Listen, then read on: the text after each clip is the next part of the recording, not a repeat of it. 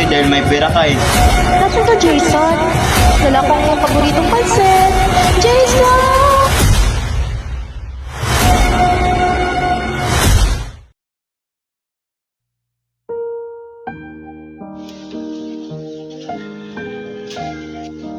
Andito na pala si Kuya. Nay, may gusto akong sasabihin. Gusto ko makipaghubilo sa aking jowa. Ha? Anong kalokohan yan, Jason? Ha?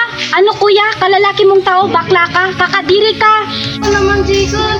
Sayang na yung pag-aalaga ko sa'yo. Sayang din yung pag-aaral ko sa'yo. Tapos ganun yung gagawin mo para sa kinabukasan mo. Kaya nga. Naku, sayang mo anak. Alis na ako, na high blood ako. Halika love, may sasabihin ako sa'yo. Ano yung pag-usapan natin? Love, may sasabihin ako sa'yo. Siguro itigilan natin itong relasyon na to dahil hindi tayo bagay. Kasi bakla ka at ako lalaki. Pinagsasabihan na nga tayo ng tao na hindi na tayo talaga pwede.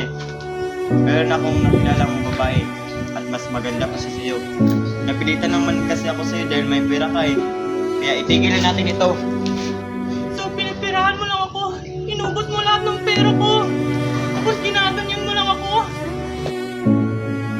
Wala akong iyak.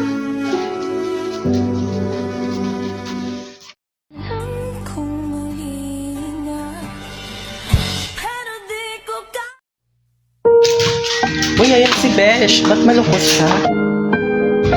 Besh, ba't ang lungkot mo? Ano ba nangyari sa'yo?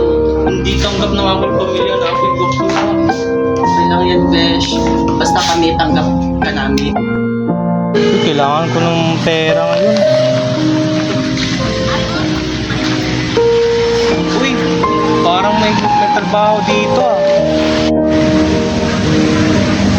Uy, magandang trabaho to. Mag-apply nga ako.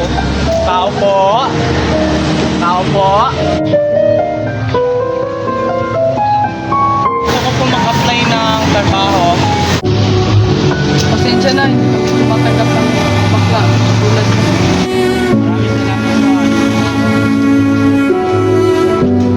Maraming salamat po. Ay, oo, yan nga. Yun pala yung sinasabi ko. Oo, yan nga. Oh, bakla ka, kakadiri ka. Napilitan naman kasi ako sa'yo dahil may pera ka eh. Sayang na yung pag-aalaga ko sa'yo. Nasaan ka, Jason? Dala ko ang iyong paboritong pansit. Jason! Paalala, piliin ang mga salita na maingat dahil ang diskriminasyon sa mga miyembro ng LGBTQ ay maaring magdulot ng matinding kalungkutan at maaring magtulak sa kanila sa punto ng pagtitil ng kanilang sariling buhay. Ang mga salita ay may kapangyarihan. Gamitin ito upang magbigay ng pagtanggap at respeto, hindi upang saktan o magdusa.